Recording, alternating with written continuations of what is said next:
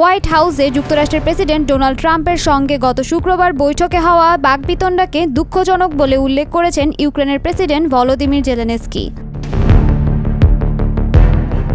তিনি জানিয়েছেন, প্রেসিডেন্ট ট্রাম্পের বলিষ্ঠ নেতৃত্বের অধীনে যত দ্রুত সম্ভব রাশিয়ার সঙ্গে চলমান যুদ্ধের অবসানে কাজ করতে প্রস্তুত ইউক্রেন।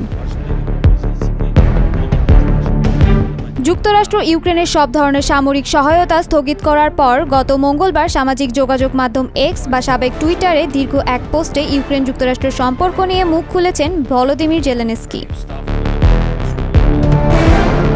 জেলেনস্কি লিখেছেন, ওয়াশিংটনের হোয়াইট হাউসে শুক্রবার আমাদের বৈঠক যেভাবে এগিয়ে যাওয়ার কথা ছিল তা হয়নি। এভাবে ঘটনাটি হওয়াটা অনুতাপের। এখন সঠিক কাজ করার সময়। জেলেনস্কি আরও বলেন, যুদ্ধের অবসানে আমি এবং আমার দল প্রেসিডেন্ট ট্রাম্পের শক্তিশালী নেতৃত্বে কাজ করতে প্রস্তুত।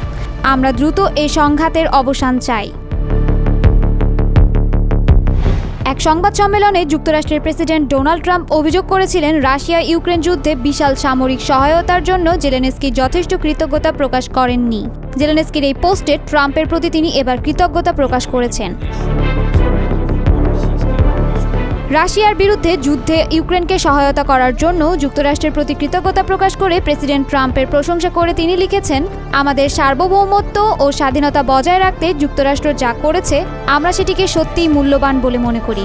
আমাদের মনে আছে সেই মুহূর্ত যখন প্রেসিডেন্ট ট্রাম্প ইউক্রেনকে জ্যাভলিন মিসাইল দিয়েছিলেন, যা পরিস্থিতি বদলে দিয়েছিল। আমরা এর জন্য কৃতজ্ঞ।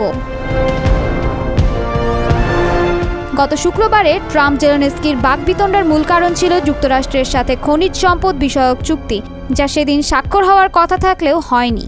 সেই চুক্তি নিয়েও লিখেছেন জেলেনস্কি। তিনি জানান, যুক্তরাষ্ট্রের সাথে যে কোনো সময় খনিজ সম্পদ বিষয়ক চুক্তি করতে ইউক্রেন প্রস্তুত আছে। এটি ইউক্রেনের স্থায়ী শান্তি আনার একটি বড় ধাপ হবে।